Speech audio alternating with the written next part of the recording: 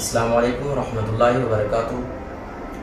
آپ دیکھ رہے ہیں میرا چینل قاری الیاس شاہد، اور آج آپ کے سامنے حاضر ہوں زبردست ٹاپک کے حوالے سے، جو کہ ہے جناب سیدنا صدیق اکبر رضی اللہ تعالیٰ عنہ، جان نثار صحابی آپ علیہ السلام کے۔ اور یہ ٹاپک ہمارے استاذ العلماء مولانا شمس الحق قیدوادی صاحب کی زبانی سے سنتے ہیں۔ آئیے سنتے ہیں۔ صحابہ کرام میں فضیلت کے اعتبار سے پہلا نمبر سیدنا صدیق اکبر کا ہے رضی اللہ تعالیٰ عنہ۔ ان کی فضیلت کا دار و مدار خلافت ملنے پر نہیں ہے،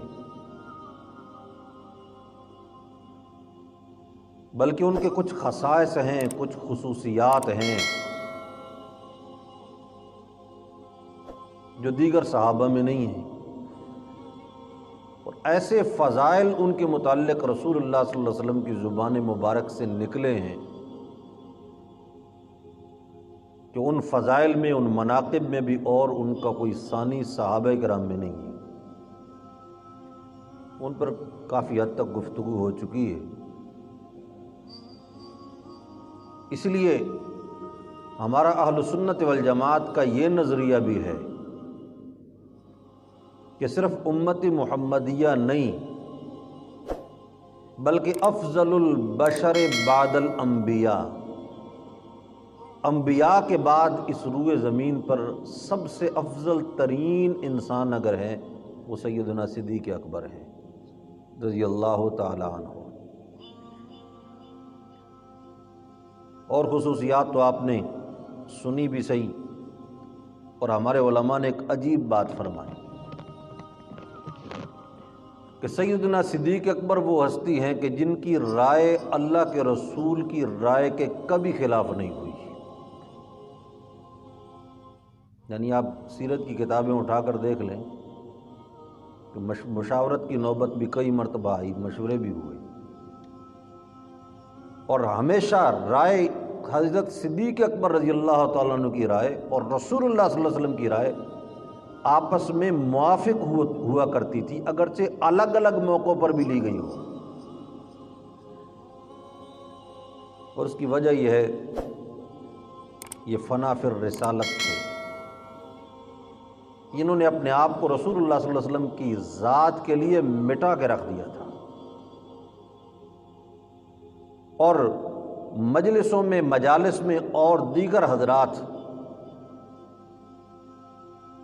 استشارہ کے وقت میں، مشورہ کے وقت میں اپنی رائے سوچا کرتے تھے، اور یہ رسول اللہ صلی اللہ علیہ وسلم کے مزاج کو پڑھا کرتے تھے۔ یہ بڑا فرق ہے۔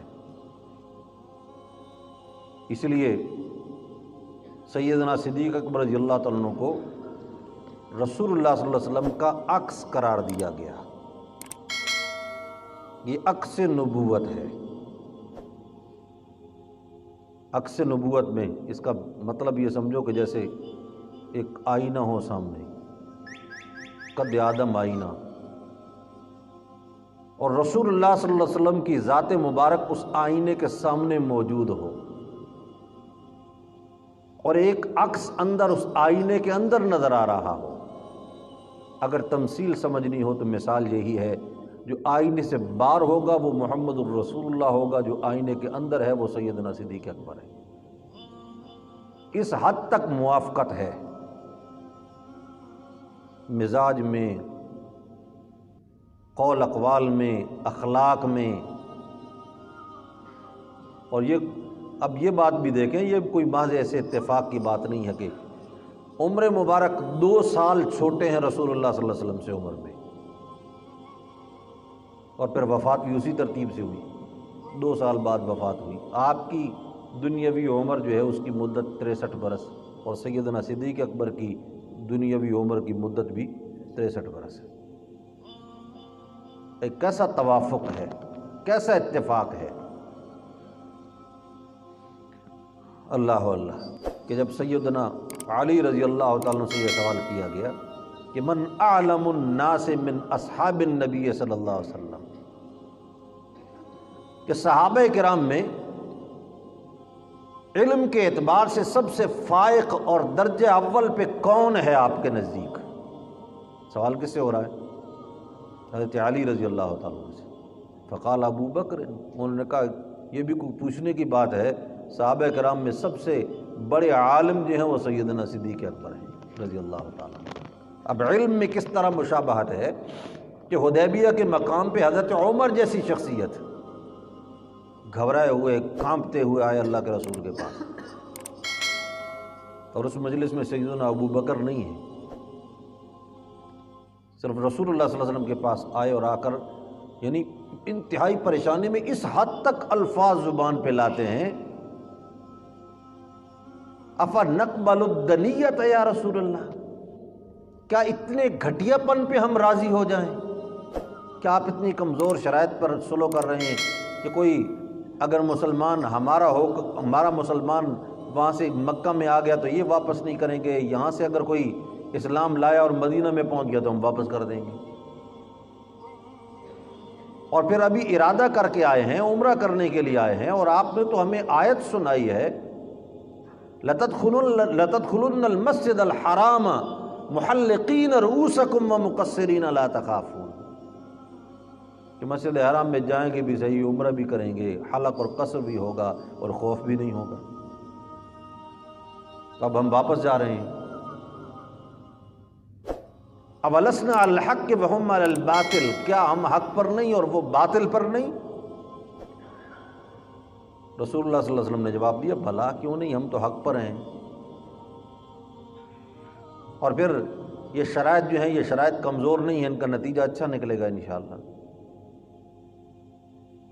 اور پھر اس کے بعد یہ ہے کہ یہ سوال کہ ہم مسجد حرام میں داخل ہوں گے اور عمرہ کریں گے اور حلق اور قصر کروائیں گے، اللہ رب العزت کے فرمان میں تو کوئی شک و شبہ نہیں، لیکن اللہ نے تو یہ نہیں فرمایا تھا کہ اسی سال کی بات ہے، یہ تو ہم نے تیاری کر لی، ہم آ گئے ہیں، اللہ نے تو نہیں فرمایا تھا۔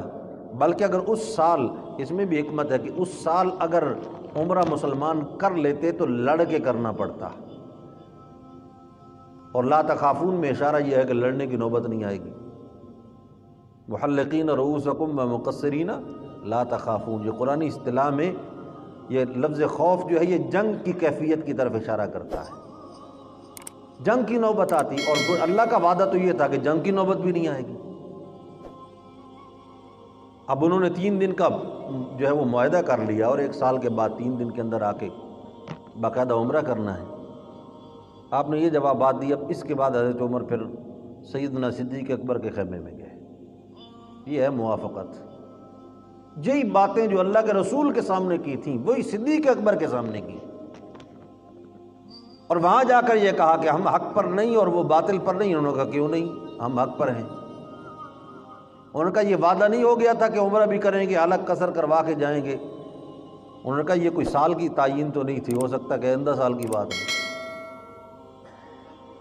اور پھر اس کے بعد انہوں نے کہا وَنَقْبَلُ الدَّنِیَّۃَ، کیا ہم کمزور شرائط کو مان لیں؟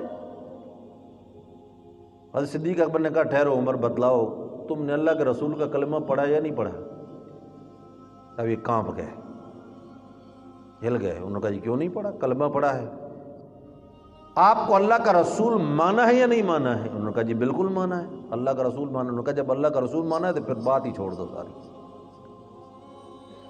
اب ہم نے آپ کی اتباع کرنی ہے یا آپ نے ہماری اتباع کرنی ہے؟ جب رسول اللہ ان کو مانا ہے تو ان کی بات ماننی ہے نا، وہ جس طرح کریں اسی طرح بہتری ہوگی، تمہیں اس کے اندر اپنا ذہن دوڑانے کی کیا ضرورت ہے؟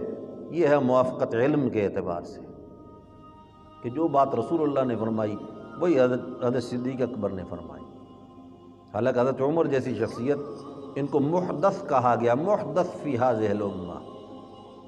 اور محدث فی ہذہ الامہ کا معنی کیا ہے؟ کہ جس کی زبان پر، یا محدث کہ جس کی زبان پر حق کو جاری کر دیا گیا ہے، جس کی زبان سے حق کہلوا دیا گیا ہے۔ ان اللہ جر الحق علی لسان عمر، اللہ رب العزت نے حضرت عمر کی زبان پہ حق جاری کر دیا ہے، لیکن علم کے اعتبار سے پھر بھی پیچھے۔ اور جب یہ آیت اتری حجۃ الوداع کے موقع پر، الیوم اکملت لکم دینکم واتممت علیکم نعمتی ورضیت لکم الاسلام دینا، جب یہ آیات اتری اس کے اندر کیا ہے؟ نعمتوں کا ذکر ہے، اکمال دین ہے، اتمام نعمت ہے، اور رضا بالاسلام ہے کہ تمہارے لیے دین اسلام کو ہم نے پسند کر لیا ہے، بطور عقیدہ کے بھی، بطور نظام کے بھی۔ یہ دین ہے تمہارے لیے، یہ پورا نظام ہے، اللہ کو یہی پسند ہے تمہارے لیے، تمہیں دے دیا ہے اللہ نے، جو چیز پسندیدہ تھی تمہیں عطا کر دی، اور دین کو کامل کر دیا ہے، نعمت کو تمام کر دیا ہے۔ اب تو یہ خوش ہونے کا موقع تھا نا، اس طرح خوش ہونے کا موقع تھا کہ یہود نے بھی جب یہ آیت سنی، انہوں نے کہا کہ اگر یہ آیت اسی قسم کی آیت حضرت موسیٰ پہ اترتی تو جس دن اترتی ہم اس کو یوم عید بنا لیتے۔ تو حضرت عمر نے کہا جواب میں کہ تم تو ایک دن کو یوم عید بناتے، ہم تو ہر دن کو یوم عید سمجھتے ہیں، اس لیے کہ ہمارا اسلام جو ہر دن خوشیاں لاتا ہے ہمارے لیے۔ اب یہ آیت اتری، یہ تو خوشی کا مقام تھا۔ اذا جاء نصر اللہ والفتح ورأیت الناس يدخلون فی دین اللہ افواجا، کہ جب اللہ رب العزت کی مدد نصرت آ گئی، مکہ فتح ہو گیا، آپ لوگوں کو دیکھیں گے بڑی بڑی ٹولیاں آئیں گی اور اسلام قبول کریں گی۔ اب یہ بھی ظاہر بات ہے کہ نعمت کا اشارہ ہے، اسلام کے پھلنے پھولنے کی طرف اشارہ ہے، لیکن ان دونوں آیات کے نزول کے وقت سیدنا عمر رو رہے، سیدنا ابوبکر رو رہے۔ اب صحابہ کرام بڑے حیران ہو گئے، اس لیے کہ جہاں تک نگاہ علم جو ہے سیدنا صدیق اکبر کی پہنچتی ہے، وہاں کسی کی نہیں پہنچتی۔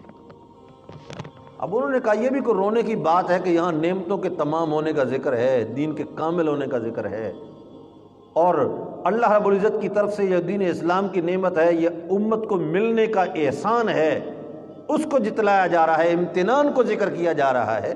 یہ کوئی رونے کا مقام ہے، یہ تو خوش ہونے کا مقام ہے۔ جب سیدنا ابوبکر کو اس بات پہ چھیڑا گیا، انہوں نے کہا کہ جب کوئی آتا ہے نا کام کرنے کے لیے، اپنا کام مکمل کرتا ہے، تو جب یہ کہہ دیا جائے کہ تیرا کام مکمل ہو گیا تو اس کو واپسی کا اشارہ مل رہا ہوتا ہے۔ تمہیں معلوم نہیں اللہ کے رسول صلی اللہ علیہ وسلم کی واپسی کا اشارہ ہے کہ اب آپ ہمارے اندر رہنے والے نہیں ہیں زیادہ عرصہ تک۔ اور پھر جب آپ نے خطبہ میں یہ فرمایا کہ عبد خیر بین زہرۃ الدنیا وبین ما کان عند اللہ، فرمایا کہ ایک شخص کو یہ اختیار دیا گیا ہے کہ دنیا میں رہے اور یہاں دنیا کی جو زہرہ اور خوبصورتی ہے اس کے اندر رہے، اس کو نعمتیں بھی ملتی رہیں گی، اس کو خوش رکھا جائے گا۔ اور دوسرا اختیار اس کو یہ دیا گیا ہے کہ وہ اللہ رب العزت کے ہاں جو کچھ ہے اس کو پسند کرے اور ادھر پہنچ جائے۔ اب آپ نے بطور تمثیل فرمایا کہ ایک آدمی ہے اور اس کو یہ اللہ نے اختیار دیا ہے، صحابہ نے یہ سمجھا کہ بڑا خوش قسمت آدمی ہے کہ جس کو یہ دو باتوں میں ایک کا اختیار دیا جا رہا ہے۔ لیکن حضرت ابوبکر پھر بھی رو رہے ہیں۔ کسی نے پوچھا آپ کیوں رو رہے ہیں؟ انہوں نے کہا تمہیں پتہ نہیں، یہ کسی اور کی بات نہیں ہو رہی، یہ جناب محمد الرسول اللہ کی بات ہو رہی ہے صلی اللہ تعالیٰ علیہ وسلم۔ کہ علم کے اعتبار سے صحابہ کرام میں فائق یہ ہے، اور رسول اللہ سے مشابہت ہے اسی اعتبار سے۔ اور جب آپ کی وفات ہوئی، وہ سارا منظر آپ سن چکے ہیں، آپ سنتے رہتے ہیں کہ جب آپ کو یعنی یہ جہان جب چھوڑنا پڑا تو صحابہ کرام کی کیا کیفیات تھی، مدینہ طیبہ کا کیا ماحول تھا۔ اور جب اعلان ہوا کچھ صحابہ کی زبان پہ کہ رسول اللہ کی وفات ہو گئی، تو حضرت عمر جیسی شخصیت تلوار ہاتھ میں لے کے کھڑے ہو گئے اور یہ کہا کہ جس نے کہا کہ اللہ کے رسول فوت ہو گئے میں اس کی گردن اڑا کے رکھ دوں گا۔ اور ان کے ذہن میں یہ ہے کہ ابھی تک آپ کی وفات نہیں، بس آپ کو عارضی طور پہ غشی ہے اور دورہ ہے، آپ فوت نہیں ہوا، ابھی تک بڑے کام باقی ہیں جو اللہ کے رسول نے کرنے۔ اب ان کے ذہن میں یہ تھا کہ ابھی کام باقی ہیں، کہ مسلمہ کذاب کا معاملہ درمیان میں پڑا ہے، اور اسی طرح زمین میں تمکین ہوگی، اللہ کے رسول سے وعدہ ہے کہ زمین پر حکمرانی قائم ہوگی حق کی، اور ابھی تک تو اللہ کے رسول نے دنیا کے اطراف و اکناف میں دین کو پہنچانا ہے خود۔ اب یہ تو اللہ کی تقدیر تھی نا، جو کام جو وعدے اللہ کے رسول سے ہوئے تھے وہ انہی سے پورے کروائے جانے ہیں، وہ پورے ان سے ہونے ہیں۔ لیکن کہہ رہے تھے ابھی بڑے کام باقی ہیں، جو کہے گا میں کہوں گا منافقوں کا وہ ساتھی ہے اور منافقوں کی سازش کا شکار ہو گیا ہے، اور وہ یہ خبر اڑانے لگا ہے کہ رسول اللہ فوت ہو گئے ہیں۔ لہٰذا اب کوئی جرت نہ کرے، اب وہ جو کھڑے ہیں مسجد نبوی میں ادھر گھوم رہے ہیں ادھر گھوم رہے ہیں، سارے سہم کے بیٹھے ہیں۔ سیدنا صدیق اکبر آئے، سب سے پہلے آپ کے چہرہ انور سے کپڑا ہٹا کے آپ کے ماتھے کا بوسہ لیا، طبت حیا و میتا، یا رسول اللہ آپ تو زندگی میں بھی بڑے خوبصورت تھے اور اجلے اجلے تھے، اور آپ کی وفات کے بعد بھی آپ کا چہرہ کھلا ہوا ہے، آپ بڑے خوبصورت لگ رہے ہیں۔ اور اس کے بعد پھر ممبر پہ تشریف لے گئے اور وہاں جا کر حضرت عمر کو کہا کہ آپ کہہ رہے ہیں کہ اللہ کے رسول کی وفات نہیں ہوئی۔ اب حضرت عمر کی یہ جرأت نہیں کہ صدیق اکبر کے سامنے بول سکے۔ شجاعت ان کی اپنی جگہ پر، لیکن شجاعت میں بھی صدیق اکبر کا بھی کوئی ثانی نہیں، اس لیے کہ ان حالات میں اپنے آپ کو سنبھال کے رکھنا یہ ہر کسی کے بس کی بات نہیں تھی۔ اور اس وقت یہ کہا، خطبہ پڑھا، خطبے میں یہ الفاظ بولے، من کان منکم یعبد محمدا فإن محمدا قد مات۔ میں دیکھو فوت تو وہ نہیں ہو سکتا جو معبود ہو، آپ کوئی معبود تو نہیں ہے ہمارے، آپ نے تو ہمیں اللہ کی عبادت کا درس دیا ہے۔ ہاں اگر تم میں سے کوئی یہ چاہتا ہے کہ وہ محمد الرسول اللہ کو معبود بنائے تو اس کے لیے یہ خبر ہے کہ محمد الرسول اللہ فوت ہو چکے ہیں، وہ کوئی نیا معبود تلاش کرے۔ اب ومن کان منکم یعبد اللہ، اور جو ایک اللہ کی عبادت کرتا تھا اس کو یہ جان لینا چاہیے، ان اللہ حی لا یموت، اللہ زندہ نہ میرندہ ہے، اس پر کبھی موت نہیں آئے گی۔ پھر اس کے بعد آیات پہ آیات پڑھنا شروع کی، انک میت وانہم میتون وما محمد الا رسول قد خلت من قبلہ الرسل افإن مات او قتل انقلبتم علی اعقابکم ومن ينقلب علی عقبیہ فلن یضر اللہ شیئا۔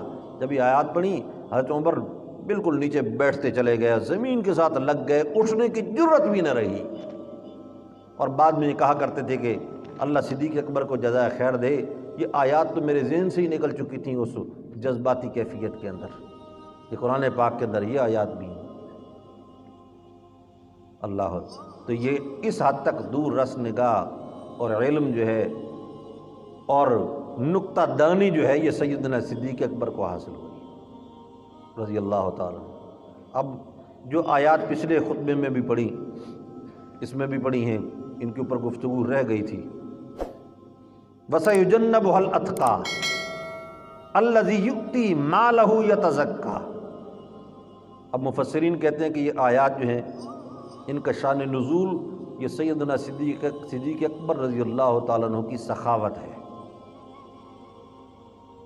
وَسَيُجَنَّبُهَا الْأَتْقَى، اس دوزخ سے بچا لیا جائے گا وہ شخص جو سب سے بڑا متقی ہے۔ اب سب سے بڑا متقی قرآن نے کہا، اور ابن جوزی کی آپ کو میں نے ایک اجتہادی شان بتلائی کہ ابن جوزی فرماتے ہیں قرآن کہتا ہے صدیق اتقا ہے، پھر قرآن ہی کہتا ہے ان اکرمکم عند اللہ اتقاکم، کہ تم میں سب سے بڑی فضیلت والا بھی وہی ہے جو اتقا ہو۔ اب کیا ثابت ہوا کہ سیدنا صدیق اکبر صحابہ میں سب سے بڑی فضیلت والے ہیں۔ وَسَيُجَنَّبُهَا الْأَتْقَى الَّذِي يُؤْتِي مَالَهُ يَتَزَكَّى، کہ جس کی شان یہ ہے کہ اپنے تزکیہ نفس کے لیے، اپنے آپ کو پاک کرنے کے لیے، اپنی روح کو سکون دینے کے لیے وہ اپنا مال اللہ کے راستے میں خرچ کرتا ہے۔ وَمَا لِأَحَدٍ عِندَهُ مِن نِعْمَةٍ تُجْزَىٰ، یہ ایسی بات نہیں ہے کہ اس نے اگر مال خرچ کیا تو جس کو دیا اس کے کچھ احسانات اس پر ہوں اور وہ بدلہ چکا رہا ہو، ایسی بات نہیں۔ إِلَّا ابْتِغَاءَ وَجْهِ رَبِّهِ الْأَعْلَىٰ، اس کے اخلاص کی بھی گارنٹی خود اللہ نے دی۔ إِلَّا ابْتِغَاءَ وَجْهِ رَبِّهِ الْأَعْلَىٰ، وہ اپنے رب کی رضامندی کے علاوہ کچھ بھی نہیں چاہتا۔ اب دیکھو اس سے بڑی سند والی بات ہے کوئی اخلاص کی؟ اخلاص کس کا نام ہے؟ کہ صرف اللہ کو راضی کرنا، یہ اخلاص ہے نا۔ کوئی کام بھی انسان کرے تو کس کے لیے کرے بھائی؟ خالص اللہ کے لیے، مخلوق کے لیے نہ کرے۔ اب عمل کرنے والے بڑے ہوتے ہیں لیکن کسی کے عمل کے متعلق کیا علم کہ اس کا عمل ریاکاری والا ہو یا اللہ کی رضا والا ہو؟ یہ ریاکاری بھی تو بڑی خطرناک چیز ہے نا۔ ایک روایت شاید پہلے کبھی آپ کو سنائی کہ جب رسول اللہ صلی اللہ علیہ وسلم نے صحابہ کرام کو فتنہ دجال سے ڈرایا کہ دجال کا فتنہ بڑا خطرناک فتنہ ہے، مشرق و مغرب میں پھیلے گا، زمین پہ وہ گھومے گا، اہل ایمان کے لیے بہت بڑا امتحان ہوگا، کمزور ایمان والے اس کا شکار ہو جائیں گے، پانیوں پہ اس کی حکومت چلے گی، اور پھر اس کے بعد روٹیوں اس کے ہاتھ کے اندر ہوگی، بھوک سے مارے وہ لوگ روٹیوں کے بدلے میں اپنا ایمان فروخت کرنے لگیں گے۔ جب ایسی باتیں کی اور صحابہ کرام تھر تھر کانپنے لگے اس دجال کا نام سن کر، اس کا تذکرہ سن کر، اور تھوڑی دیر کے بعد آپ نے پوچھا جب آپ گھر میں تشریف لے گئے اور پھر واپس آئے، فرمایا دجال کا میں نے ذکر کیا اور تم کانپ رہے تھے اور رو رہے تھے، بہت زیادہ ڈر گئے ہو؟ یا رسول اللہ خبر ہی ڈرنے والی تھی۔ فرمایا اس سے زیادہ خطرناک فتنہ نہ بتلاؤں؟ اس سے بھی بڑا فتنہ مومن کے لیے۔ فرمایا کہ اگر کوئی شخص نماز پڑھتے ہوئے نماز کو ذرا زیادہ خوبصورت بنانے لگے، لمبا کرنے لگے، خشوع خضوع ظاہر کرنے لگے کہ لوگ مجھے دیکھ رہے ہیں، اور دیکھ کر یہ کہیں کہ بڑی اعلیٰ اور عمدہ نماز پڑھتا ہے جی، اس نیت کے ساتھ جو نماز کو لمبا کرے، اس کی نماز خود اس کے حق میں دجال سے بھی بڑا فتنہ ہے۔ اللہ، اس لیے کہ اس نماز میں اخلاص نہیں رہا، اللہ کی رضا جوئی نہیں رہی، مخلوق کو دکھانا مقصد بن گیا، دنیا والوں کے ساتھ تعلق، دنیا والوں سے واہ واہ وصول کرنا مقصد رہ گیا۔ اور ایک حدیث جو سیدنا ابو ہریرہ رضی اللہ تعالیٰ عنہ حضرت معاویہ کے دربار کے اندر بیان کرتے ہوئے 3 مرتبہ بے ہوش ہو گئے تھے، جب انہوں نے بلوایا اور یہ کہا کہ آپ ہمیں وہ ریاکاری کے متعلق حدیث سنائیں، فرمایا کل قیامت کے دن ایک عالم کو لایا جائے گا، اور جب اللہ کے دربار میں پیش ہوگا، کیا کیا تو نے؟ مولا علم حاصل کیا اور پھیلاتا رہا۔ اللہ رب العزت نے کہا تو نے علم اس لیے حاصل کیا تھا کہ لوگ تجھے علامہ کہیں، تیرا توتی بولتا ہو، تیری شہرت ہو، اور زمانہ تیرے اوپر بلے بلے کرے اور واہ واہ کہے تیرے لیے۔ تو نے جو چاہا تھا دنیا میں تجھے مل گیا، اب آخرت میں تیرا کوئی حصہ نہیں۔ 3 مرتبہ بے ہوش ہوئے۔ قال رسول اللہ صلی اللہ علیہ وسلم، یہ کہنے لگے گر گئے، غش کھا گئے۔ پھر کہا قال رسول اللہ صلی اللہ علیہ وسلم، پھر غش کھا کے گر گئے۔ تیسری مرتبہ اٹھ کے کھڑے ہو کے بیان کیا۔ پھر اس کے بعد بتلایا کہ ایک شہید کو لایا جائے گا۔ تو نے کیا کیا؟ مولا تیرے لیے جان قربان کر دی۔ اور میں تو اس لیے لڑتا رہا کہ تجھے لوگ غازی کہیں گے، مجاہد کہیں گے، جاؤ جو کچھ کہنا تھا تیرے لیے لوگوں نے وہ کہہ دیا ہے، اب آخرت میں تیرا کوئی حصہ نہیں۔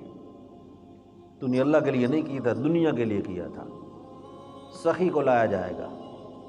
کیا کیا تھا؟ مولا مال لوٹاتا رہا۔ کہا جائے گا نہیں تو نے دنیا کے لیے کیا، کہ لوگ تجھے حاتم تائی کہیں گے اور لوگ سخی کہیں گے، دنیا میں تجھے تعریفیں حاصل ہوگی، اب آخرت میں تجھے کچھ نہیں ملے گا۔ پر ان تینوں کو کھینچ کے جہنم کا ایندھن بنا دیا جائے گا کہ انہوں نے جو کام کیا تھا، نیک کام بھی کیا تھا، اس کے اندر بھی غیر اللہ کی رضا جوئی کو اس کے اندر شریک کر دیا تھا۔ اس لیے اس کو شرک خفی کہتے ہیں نا، ریاکاری کو۔ شرک اصغر ہے، شرک خفی ہے کہ جس میں عبادت کرتے ہوئے بھی، نیک کام کرتے ہوئے بھی رخ اللہ کی طرف کیا ہوا ہے، لیکن دل مخلوق کی طرف موڑا ہوا ہے۔ لیکن کسی کے عمل کے متعلق کیا معلوم کہ وہ اس کا عمل ریاکاری سے خالی ہے یا نہیں؟ لیکن اللہ نے صدیق اکبر کی گارنٹی دے دی، الا ابتغاء وجہ ربہ الاعلی۔ فرمایا اس کا عمل نہ کسی احسان کے بدلے میں ہے اور نہ ہی مخلوق کو راضی کرنے کے لیے ہے، الا ابتغاء وجہ ربہ الاعلی، اس کا مقصد صرف اور صرف اخلاص ہے اور اللہ کی رضا جوئی ہے۔ اور پھر اس سے بڑھ کے اگلی بات جو ہے وَلَسَوْفَ يَرْضَىٰ، جو دنیا میں نیک لوگ جو اعمال کرتے ہیں، اللہ ہم سب کو ان کے زمرے میں شامل فرمائے۔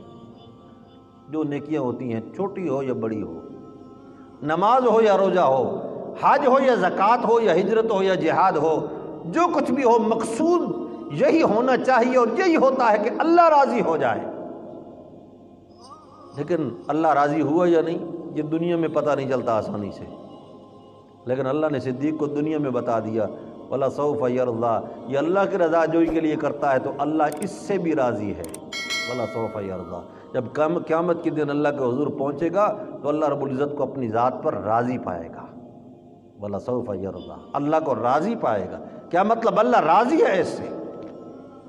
اور یہاں پر جو مال کو خرچ کرنے کا ذکر کیا، علماء نے لکھا ہے کہ مال تو صدیق اکبر کے پاس جو تھا وہ تو مکہ میں تھا، مدینہ میں تو جب گئے تو اس کے بعد مال کمانے کی فکر ہی ختم ہو گئی، مال موجود ہی نہیں تھا ان کے پاس۔ مکہ میں شاہی زندگی گزاری اور مدینہ طیبہ میں فقر کی زندگی گزاری، حتیٰ کہ خلافت کے زمانے میں بھی بعض روایات میں یہ آتا ہے کہ اپنے گھر کے اخراجات پورے کرنے کے لیے کوئی چیز موجود نہیں ہوتی تھی، اور ایک دن بیوی نے کہیں کچھ میٹھا پکا دیا، اور وظیفہ صحابہ کرام کے مجبور کرنے سے انہوں نے جاری کروا لیا تھا۔ انہوں نے کہا ہمارے گھر میں تو اتنا آتا ہی نہیں، میں نے جو حساب کتاب لگا کے دیا ہے وہ تو صرف یہ ہے کہ بس دال دلیا چلتا رہے، اور یہ میٹھا کہاں سے آ گیا؟ انہوں نے کہا حضرت جو کچھ ملتا رہا نا اس کو بچا بچا کے تھوڑا تھوڑا رکھتی رہی، اور اس کے بعد میں نے کہا چلو ایک دن تو ذرا میٹھا بھی حضرت جو ہے وہ اس کو نوش جان فرما لیں گے، تو میں نے یہ آپ کے لیے میٹھا تیار کیا ہے۔ انہوں نے کہا اچھا، اس کا مطلب ہے کہ بچت کی جائے تو اتنا سرکاری خزانے میں بچا کے شامل کیا جا سکتا ہے۔ اس کے بعد انہوں نے اپنی تنخواہ میں اس سے اور کمی کر دی، اور مکہ مکرمہ میں مال تھا، اور مکہ میں مال کس طرح خرچ ہوا؟ 8 غلام اور مادیاں جو اسلام لانے کی وجہ سے جن پر ظلم و ستم ہو رہا تھا، ان کو مشرکین کے ہاتھ سے خرید کر اسلام کے دامن میں آباد کیا اور آزاد کر دیا۔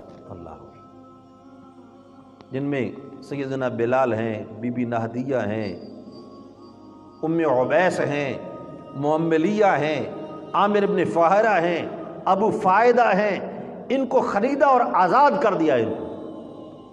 اور پھر ایک بات یہاں پر بطور خاص سمجھنے والی ہے، جو میں نے یہ عرض کیا نا کہ یہ مقام صحابیت جو ہے یہ ہمارے ہاں انشاءاللہ یہ توحید و سنت کی طرح یہ ہر درس میں چلتا رہے گا، اس لیے کہ صحابہ کرام کے بغیر ہم خدا کی قسم کچھ بھی نہیں ہے، اس لیے کہ جو کچھ ہمیں ملا وہ حدیث رسول کے ذریعے سے ملا، اور حدیث رسول جو ملی وہ صحابہ کے ذریعے سے ملی۔ مختصر بات یہ ہے، صحابہ کرام نہیں تو اور کائنات میں کوئی کچھ بھی نہیں ہے۔ تو صحابہ کرام کا جو زمانہ تھا نا، وہ زمانہ جس طرح میں نے کہا نا کہ سیدنا صدیق اکبر رضی اللہ تعالیٰ یہ عکس نبوت ہے، اور صحابہ کرام کیا ہیں؟ یہ امت کے قیامت تک آنے والے حالات کے لیے ایک آئینے کی شکل رکھتے ہیں، اس لیے ان میں اللہ رب العزت نے ہر رنگ کا شخص پیدا فرمایا، ہر رنگ صحابہ میں موجود ہے، غریب بھی موجود ہیں، امیر بھی موجود ہیں، بینا بھی موجود ہیں، نابینے بھی موجود ہیں، سلیم الاعضاء بھی موجود ہیں، اور بعض اعرج اور لولے لنگڑے بھی موجود ہیں، اور ذہین و فتین بھی ہیں، اور بعض کمزور ذہن والے بھی ہیں، علماء بھی ہیں، اور عام صحابہ بھی ہیں جو علم سے زیادہ واقفیت نہیں رکھتے، شہری بھی ہیں اور دیہاتی بھی ہیں۔ اب یہ نمونے ہیں نا، پھر آپس میں کبھی کبھی شکر رنجیاں بھی ہو جاتی ہیں، اختلافات بھی ہوتے ہیں، فیصلے بھی ہوتے ہیں، اور اس طرح کے شخصیات بھی موجود ہیں کہ جو دامن نچوڑے تو فرشتے وضو کرنے لگے،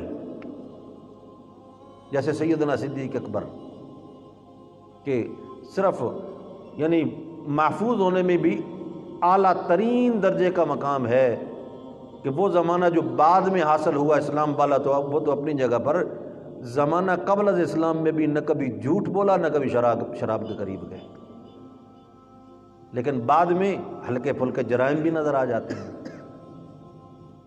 گناہ بھی بعض اوقات نظر آ جاتے ہیں، غلطیاں بھی نظر آ جاتی ہیں۔ اگر سارے صدیق اکبر کی طرح ہوتے تو پھر بعد والی امت کہہ سکتی تھی کہ ہمیں تو نمونہ صحابہ سے حاصل ہونا ہے، اور صحابہ میں تو ہر طرف صدیق نظر آتا ہے، ہمیں اپنے لیے نمونہ کہاں سے ملے گا؟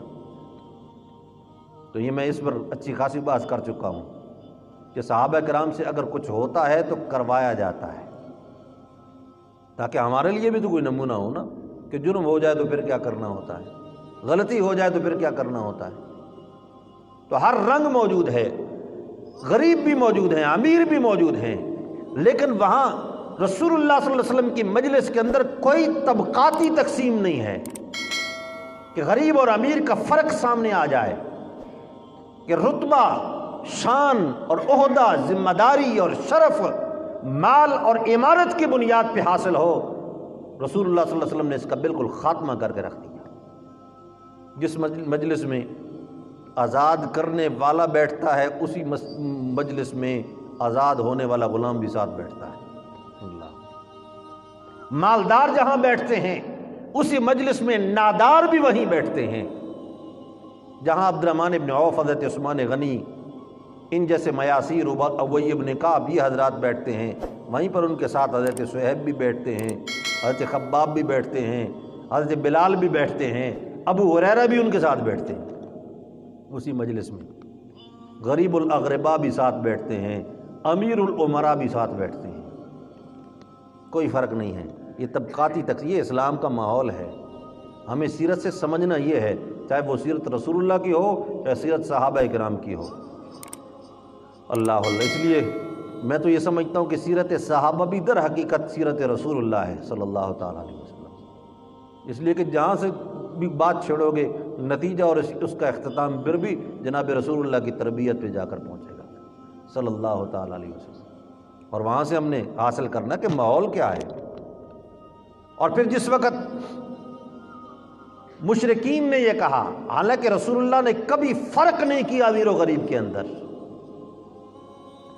لیکن اللہ رب العزت نے بھی ایسی پاسداری کی اس بات کی، اور ایسا نظام دیا اور ایسے احکام دیے اور ایسے اشارے دیے، اللہ کے صحابی کی شان بھی واضح ہوتی ہے کہ صحابی غریب کیوں نہ ہو، انتہائی کمزور کیوں نہ ہو، اس کے وجود میں ضعف کیوں نہ ہو، اس کے اعضاء کے اندر کمزوری کیوں نہ ہو، ہر حال میں صحابی رسول اللہ رب العزت کا بھی محبوب ہے، اللہ کے رسول کا بھی محبوب ہے۔ کہ جس وقت مشرکین نے، سرداران قریش نے کہا کہ ہم آپ سے بات کرنا چاہتے ہیں، علیحدگی میں بات آپ کی سنیں گے بھی صحیح، لیکن ایک مشکل ہے، ہم تو اپنے نوکروں کو اپنے ساتھ نہیں بیٹھنے دیتے، ہم اونچی نشستوں پہ بیٹھتے ہیں اور اپنے نوکروں کو نیچی نشستوں پہ بٹھاتے ہیں، اور آپ کے ہاں تو یہ سارے ایک جیسے ایک ہی مجلس میں بیٹھ رہے ہوتے ہیں، اور اس میں انتہائی غریب غربے جو ہیں وہ بھی ان بڑوں کے برابر، سرداروں کے برابر بیٹھتے ہیں۔ آپ ہمیں الگ وقت دیں تو آپ کی بات سن سکتے ہیں۔ اللہ اب رسول اللہ کے صرف ذہن میں یہ بات آئی صلی اللہ تعالیٰ علیہ وسلم، عمل نہیں کیا اس پر آپ نے، صرف ذہن میں بات آئی کہ چلو اگر بالفرض ان کو الگ ٹائم دے دیا جائے، اور جس وقت یہ آئیں اس وقت میں یہ جو کمزور اور نادار ہیں، اگر ان پہ بالفرض وقتی طور پہ ان کو ایک طرف کر دیا جائے کہ یہ موجود نہ ہوں، ابتداً یہ بات سنیں گے الناس علی دین ملوکہم، لوگ اپنے سرداروں کے پیچھے چلتے ہیں، دین کا فائدہ ہو جائے گا، اور ان کو کوئی کسی قسم کا احساس بھی نہیں ہوگا، محسوس بھی نہیں کریں گے، اس لیے کہ یہ اپنے ہیں، ان کو بعد میں بھی سمجھایا جا سکتا ہے، بتلایا جا سکتا ہے۔ یہ تو ظاہر بات ہے وفادار لوگ ہیں، یہ بلال کو کیا اعتراض ہو سکتا ہے، خباب کو کیا اعتراض ہو سکتا ہے، صہیب کو کیا اعتراض ہو سکتا ہے، زید بن حارثہ کو کیا اعتراض ہو سکتا ہے، ان کو کیا اعتراض ہوگا؟ آپ کے ذہن میں یہ بات آئی، لیکن اللہ کی طرف سے فوراً تنبیہ آ گئی، وَاصْبِرْ نَفْسَكَ مَعَ الَّذِينَ يَدْعُونَ رَبَّهُمْ بِالْغَدَاةِ وَالْعَشِيِّ يُرِيدُونَ وَجْهَهُ وَلَا تَعْدُ عَيْنَاكَ عَنْهُمْ، میرے پیغمبر آپ ان کے ساتھ پیوست ہو کے رہیں۔ یہ وَاصْبِرْ نَفْسَكَ کا معنی سمجھ آیا؟ یہاں پر یہ نہیں کہا کہ اجلس مع الذین، ساتھ بیٹھنے کی بات نہیں کی، بلکہ وہاں پر اللہ نے ایک مبالغے کا صیغہ بولا ہے، وَاصْبِرْ نَفْسَكَ، اپنے آپ کو ان کے ساتھ پیوست کر لیجئے، ان کمزوروں کو اپنے سے جدا نہ ہونے دیجئے اور اپنے آپ کو ان کمزوروں سے جدا نہ کیجئے۔ وَاصْبِرْ نَفْسَكَ مع الذین يدعون ربهم، ان کا ان کے ساتھ کیا مقابلہ؟ ان کے پاس وہ دولت ہے جو ان کے پاس ہے، وہ کہاں کے مالدار ہیں، وہ کہاں کے دولت مند ہیں؟ اصل دولت تو ان کے پاس ہے کہ یہ صبح و شام اپنے رب کی پکار کرتے ہیں، الذین یدعون ربهم بالغداۃ والعشی یریدون وجہہ، اور یہ اللہ کی رضامندی چاہتے ہیں، یہی دولت ہے اصل۔ اللہ رب العزت صحیح طور پر قرآن و سنت کو سمجھنے کی، عمل کرنے کی توفیق نصیب فرمائے۔ وما علینا الا البلاغ۔